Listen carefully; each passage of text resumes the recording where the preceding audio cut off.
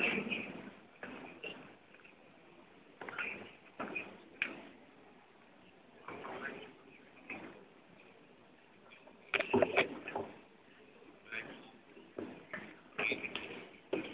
very good morning to the honorable judges, teachers, and friends. In prehistoric times, man was very primitive. The only rule he lived by was kill or be killed. I say this because at that time, man did not have enough weapons to protect himself from enemies. The only weapons he had were either a club or a few stones. This wouldn't be very effective if the enemy was big. How would you feel if a gigantic woolly mammoth charged at you out of nowhere at its peak? I would scream, "Run for your dear life!" or you would end up being the mammoth's snack.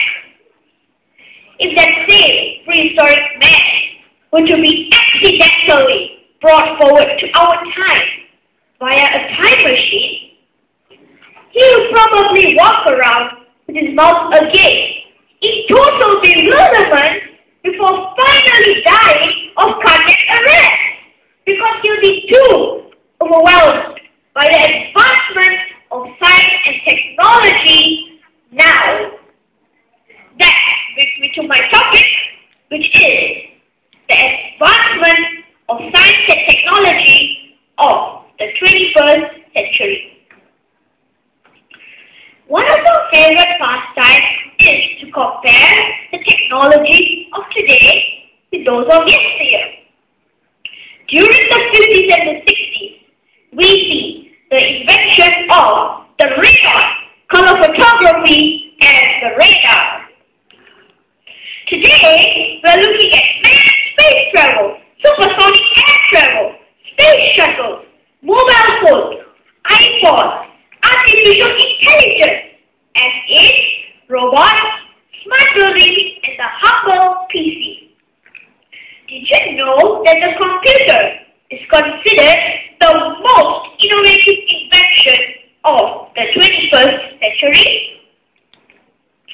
30 years ago, who would have thought that we would soon be able to communicate with someone halfway around the world through a computer? Fiber optic communication cables are much better than traditional copper cables.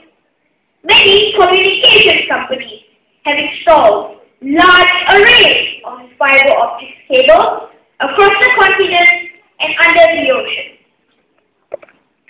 In a famous Chinese restaurant, the boss wails, "Oh dear, we've run out of Hokkien noodles. What do we do?"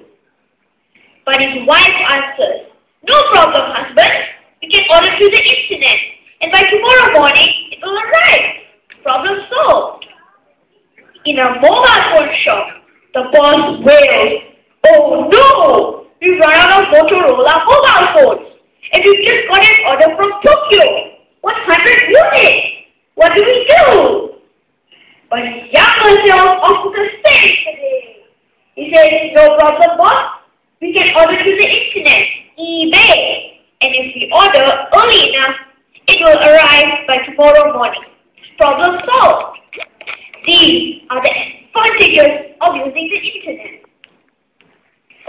The satellite is another clever invention of the 21st century, as it enables communication via the mobile phone, and we can also enjoy the World Cup tournament live telecast. David Beckham scores a winning goal. The whole world cheers at the same time. Because of the satellite, the cameraman is able to transmit signals from his video camera to the satellite to our home television set, and we are able to watch David Beckham score the winning goal in the comfort of our own home. Life is short, experience treacherous, judgment difficult, said Hippocrates, the father of medicine. 2,000 years ago, judgment was difficult. The barber was the surgeon, and major surgeries were death warrants. But it was that experience that brought around experiments. And we have Vesalius, who introduced dissection, Harvey, who discovered blood circulation, Jenner, who banished smallpox, and Louis Pasteur, who laid the foundation for modern medicine. Today, science and technology has unraveled most of the mysteries of the universe. Tomorrow, who knows? But I think that tomorrow lies in the hands of the younger generation. It's up to them to work on and improve on present technology for the betterment of the other generation to come. As Joseph Henry, a famous scientist, said, the great seeds of invention and discovery are constantly floating around us, but they are only received by minds that are well prepared and ready to receive them. All these great inventions and discoveries were possible because of imagination by great people and great minds. To see the world in a grain of sand and the heaven in a wildflower, hold infinity in the palm of your hand and eternity in an hour, by William Blake. Thank you. The sixth contestant. Indeed, our client has